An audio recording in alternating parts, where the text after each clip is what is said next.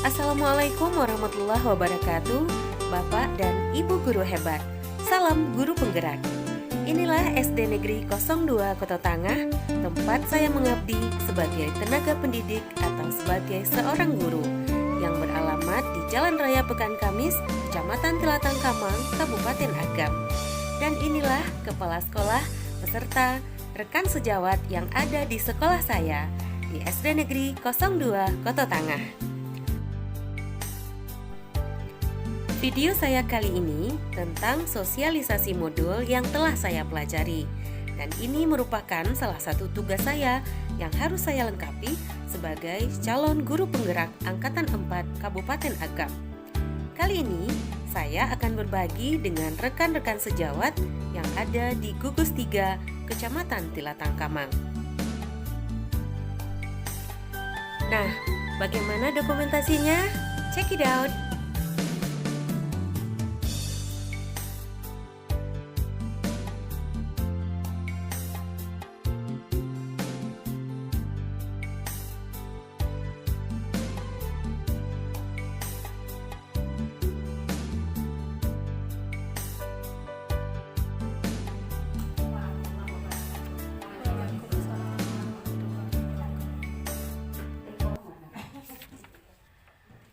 Syukur alhamdulillah kehadiran Allah Subhanahu wa taala.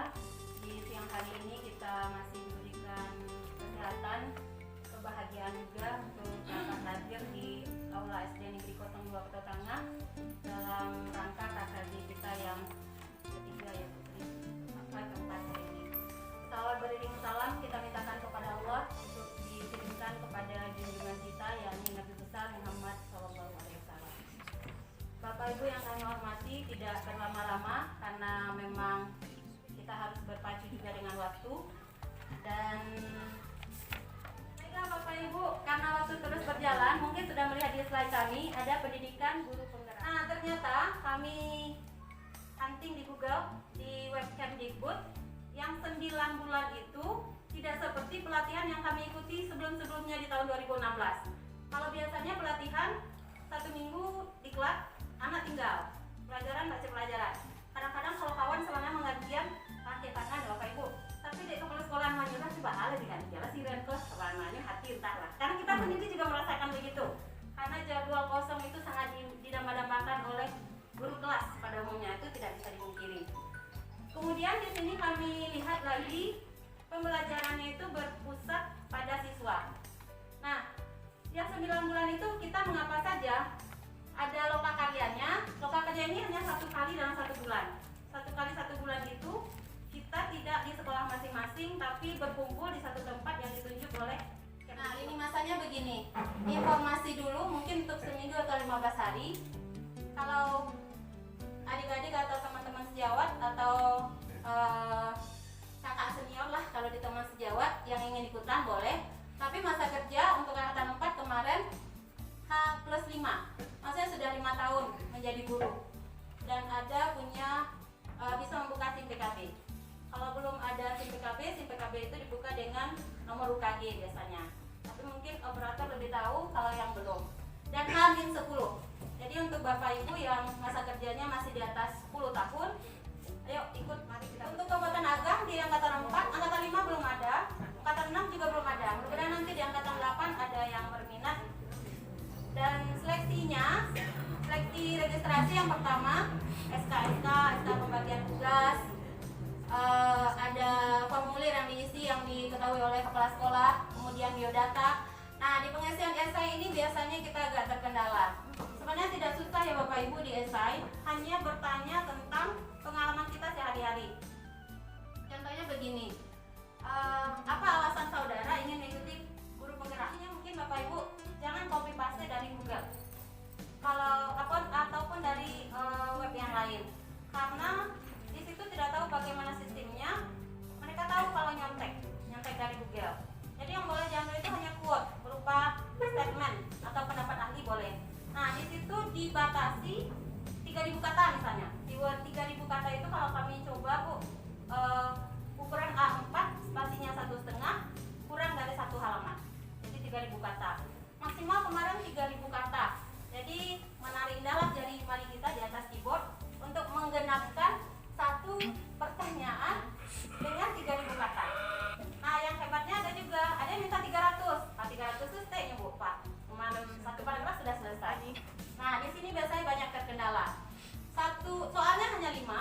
tapi itemnya 8. Jadi soal A, B, C, 1A, 1B sampai E gitu. Kemudian diunggah dokumennya. Nah, yang ini simulasi mengajar. Kemarin, oh ya, yang ini dulu tahap 1 tes batas plastik. Ini mungkin tak resaki ya Bapak Ibu. Tesnya seperti tes CPNS.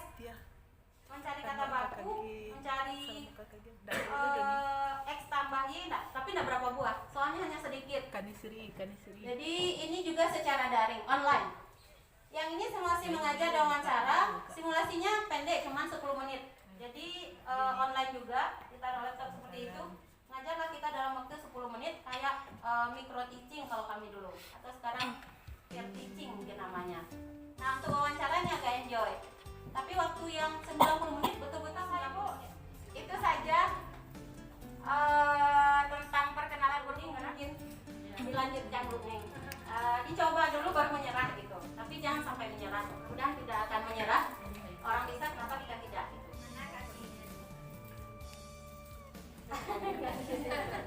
Kakinya bersembunyi ya Meci. Nah, itu salah satu milenial. Nah, kita fokus ke bunganya Bapak Ibu. Itu kami dapatkan di depan sekolah barangkali ya. Tapi sudah masuk dia ke dalam jejaring dunia maya. Dan warna ungu juga. Kebetulan kami lebih suka sekarang warnanya biru itu adalah abadi ya.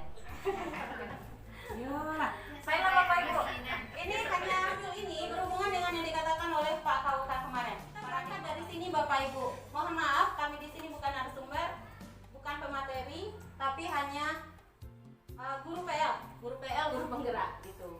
Jadi kenapa berangkat dari sini? Ternyata kami sendiri sebagai guru melihat adanya kekilafan sengaja atau tidak sengaja ternyata di dalam kelas yang sudah kita lakukan. Paradigma baru itu tidak lagi mengatakan bahwa siswa itu seperti semaunya guru. Berarti 10 anak tuh 10 lo kan ikuti kemauannya tuh Ren. Tidak ya Bapak Ibu. Kita pertama sekali dulu memahami pengertian pendidikan dan pengajaran. Nah, pendidikan ini dia berbeda dengan pengajaran. Nah, seorang pendidik tugasnya adalah menuntun ya Bapak Ibu, menuntun, bukan menuntut. Kalau kita selama ini kebanyakan mungkin menuntut, tapi kalau di sini menuntun, ibaratkan anak satu kelas dikasih tongkat, ada yang sudah bisa berjalan dengan tongkatnya dengan bagus, ada yang perlu kita kasih arahan, ada yang perlu betul-betul ditata.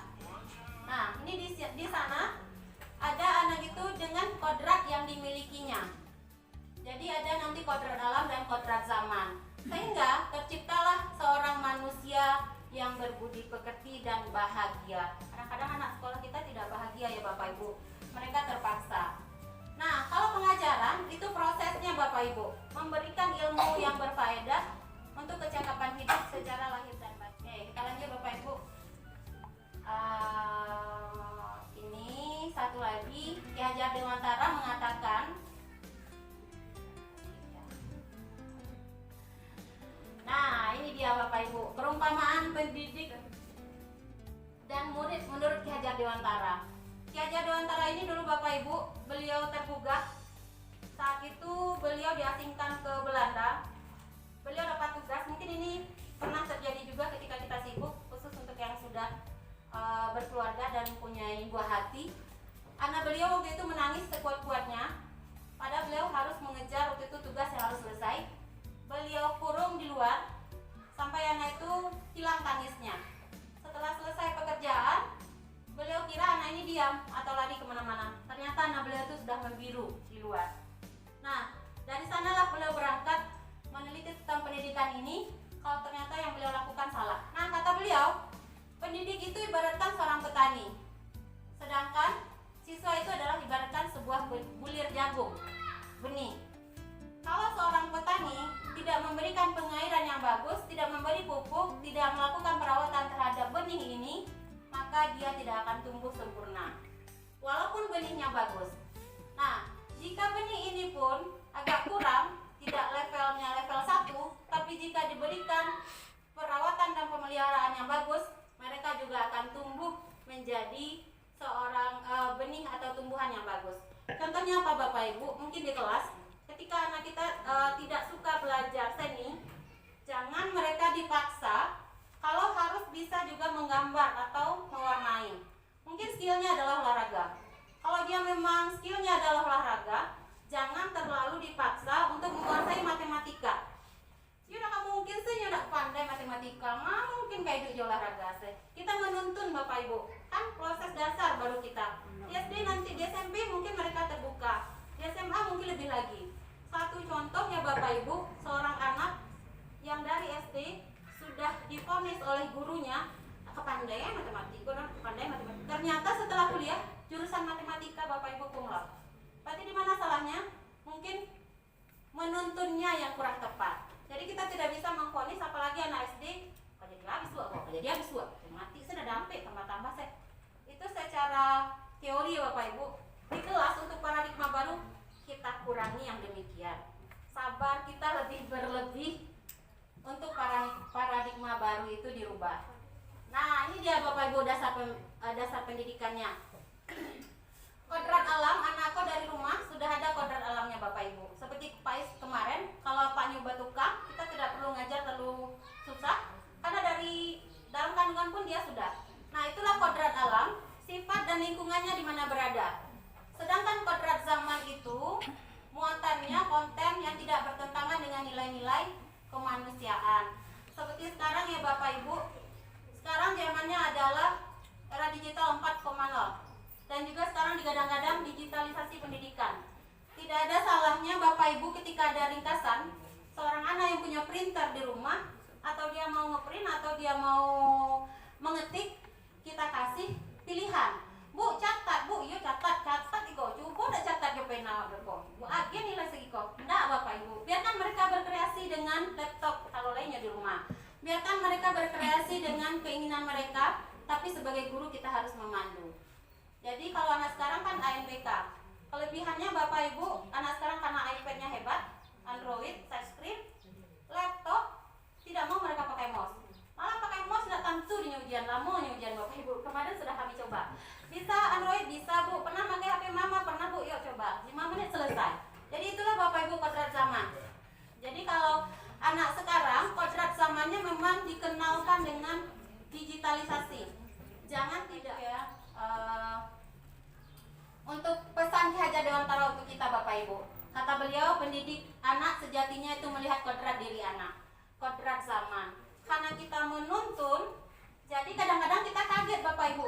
Dulu waktu SD cibik-cibik saya, ini pandai lah membongkau ndak. Itulah sebenarnya Bapak Ibu, kodrat dirinya memang si keluarga. Yang pertama, tempat bersamanya benih pendidikan sempurna. Jadi memang dasarnya dulu di keluarga. Kemudian fungsi keluarga itu membentuk watak dan interaksi sosial.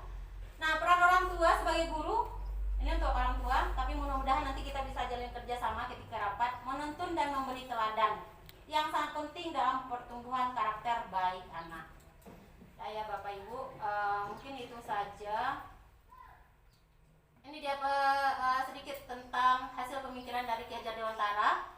Prinsip menuntun. Jadi jangan lupa Bapak Ibu, kita menuntun, tapi jangan sampai pula nanti apa dia salah inyola panik awaknya nak kesitu sandua dunia gitu ya Bapak Ibu. Kita arahkan gitu ya Bapak Ibu. Ya. Mari Bapak Ibu, seberapa konsentrasikah kita di permainan ini? Ini adalah gambar video santai. Sekarang namanya persegi ya Bapak Ibu. Dia dibagi menjadi 4 sehingga membentuk bangun segi 3. Kemudian dibagi lagi berapa buah sehingga terdapatlah bangun datar sebanyak 8 ya Bapak Ibu. Kemudian ketika persegi itu dibagi garis ke bawah, dia menjadi persegi panjang. Apakah sama Bapak Ibu ukurannya? Tidak ya, karena memang orang baginya kemarin kuenya itu pisaunya kurang tajam. Oke, apa perintahnya Bapak Ibu? Perhatikan warna yang ada pada layar. Sebutkan warna berikut ini. Mari kita coba. Merah, red, kuning, hijau, siap ya. Perintahnya apa Bapak Ibu?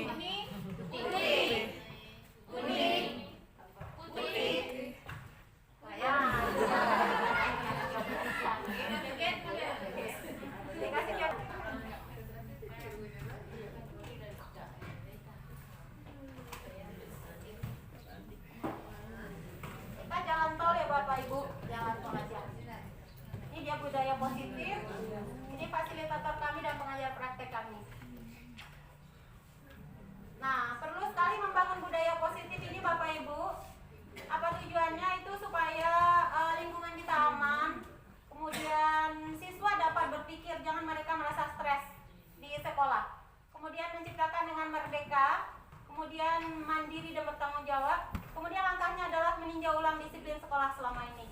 Apakah disiplin di sekolah kita itu hanya berpihak pada guru atau sekolah saja? Oke, lanjut ya Bapak Ibu. Ini kata beliau, kalau disiplin itu penting untuk menciptakan murid yang merdeka. Syarat utamanya adalah harus ada disiplin yang kuat. Jadi memang disiplin itu penting ya Bapak Ibu. Disiplin diri itu motivasinya dari dalam diri sendiri dulu. Jadi itulah tugas kita, menciptakan karakter anak supaya mereka bisa disiplin, tapi disiplinnya dari dalam diri. Nah, ini dia ada 3 motivasi dalam hidup kita menurut penelitian ya Bapak Ibu. Dalam hidup ini hanya 3 motivasi. Yang pertama, disiplin itu untuk menghindari ketidaknyamanan atau hukuman. Ya, lawat disiplin saya. Kemudian mendapatkan imbalan. Kalau disiplin, wah beko SKP wah tinggi nak Bapak Ibu, atau dapat bonus. Yang terakhir, menjadikan orang yang mereka inginkan dan menghargai disiplin. Nah, sebenarnya inilah tujuannya. Tujuan yang terakhir untuk siswa kita. Lanjut. Nah, selama ini Bapak Ibu kita buat adalah peraturan. Untuk paradigma baru tidak lagi dibuat peraturan Bapak Ibu, tapi keyakinan kelas namanya. Apa itu keyakinan kelas? Sama aja peraturan, berbeda ya Bapak Ibu. Ini fondasi ke arah tujuan sebuah kelas, menjadi landasan. Kenapa keyakinan kelas kok tidak peraturan?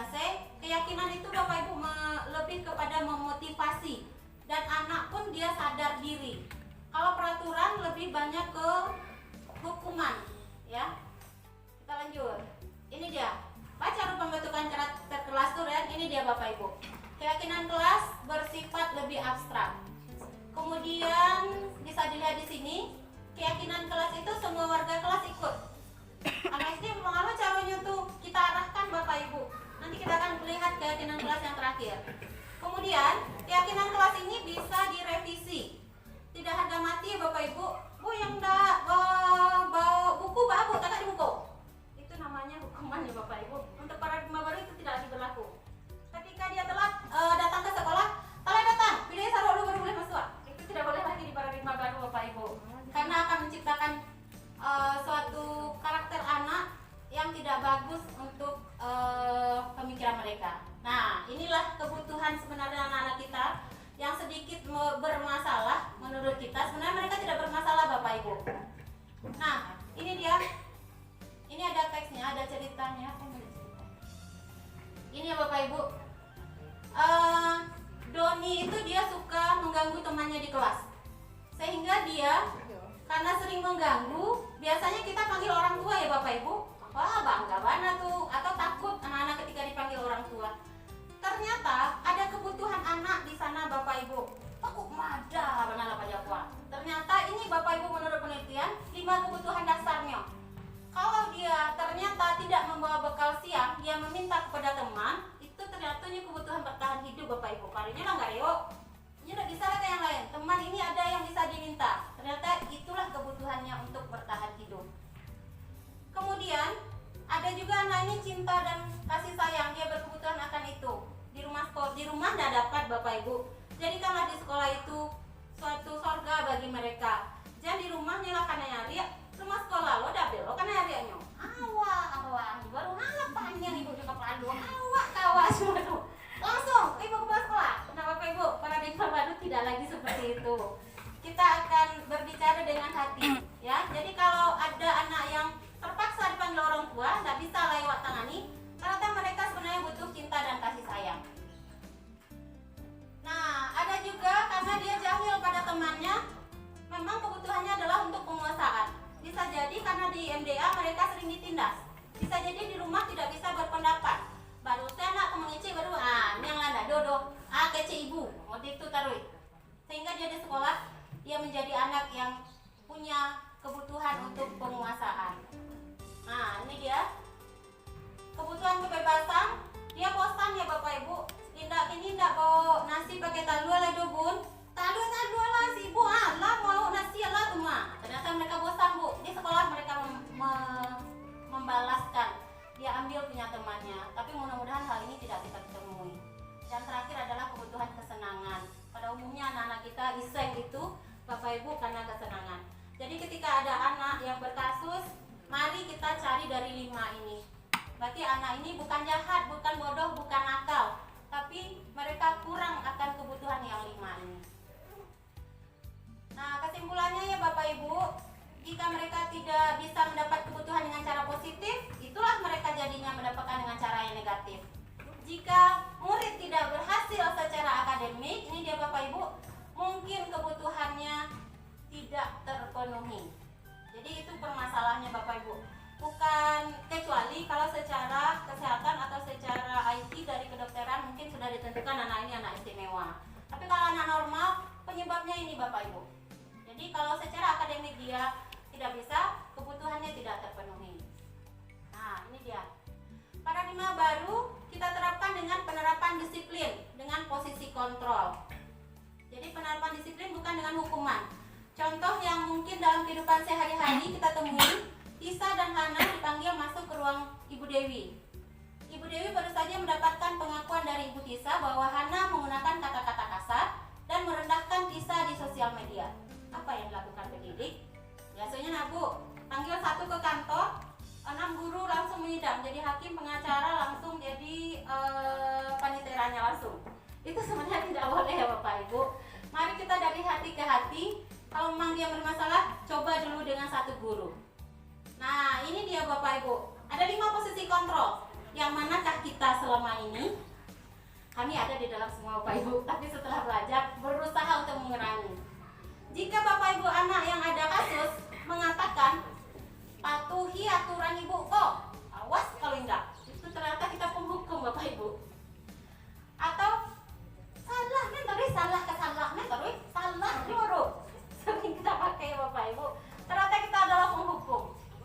Atau ambil jelai, awak saya baru, bilu kedatang capek kok, ternyata kita seorang penghukum Bapak Ibu. Posisi kontrol yang paling bagus itu nanti di posisi terakhir. Jadi pedian saja anak Bu Ren. Tidak. Mari kita lihat dulu posisi kontrolnya. Membuat orang merasa bersalah. Kita sering mengatakan pada anak, kecewa na ibu jawab Pak. Barangkali ibu mengeci anaknya, gitu ya Bapak Ibu ya. Suka sekali seperti itu. Indah mana tuh jawab dong. Ternyata kita merasa membuat orang merasa bersalah. Kemudian ada lagi sebagai teman. Nah, kalau kami lihat di sini yang sering terpantau oleh kami itu Pak Devi sering jadi teman sama anak-anak ya. Karena itu bagus sebenarnya Bapak Ibu. Posisi kontrol kita yang bagus memang sebagai teman, tapi negatifnya ada. Ketika kita tidak, anakku yang alah Pak kan kadang-kadang kosakata tidak teratur lagi. Tapi ini bagus sebenarnya kalau kita jadikan teman. Dan kemudian pemonitor juga bagus. Nah, mungkin ini sering juga kita lakukan. Kalau pemonitor kok Bapak Ibu sering membuat catatan-catatan. Nah, sampai di sini mungkin baru kita punya si buku kasus. Awal barangkali nabo nasi. Awal barangkali sepatu belainnya. Awal barangkali rambut panjang, buku panjang.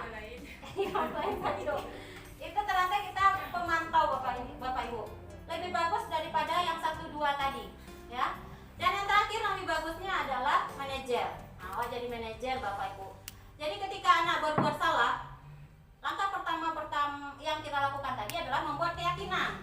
Jadi keyakinan itu Bapak Ibu bukan berupa hukuman, tapi berupa kesepakatan. Nanti kita lihat Bapak Ibu. Jadi kalau manajer kok pakai cian anak Bapak Ibu, tapi keyakinan kelas tuh tentang apa? Ngerti waktu, yo. Jadi balai, perbaiki Bu. Jadi tidak ada paksaan. Lanjut. Nah, ini dia Bapak Ibu. Paradigma baru itu cara menanamkan disiplin. Ini dia. Jadi jangan kita menghukum, jangan kita menjadi seorang yang membuat siswa bersalah, tapi pakailah dengan restitusi.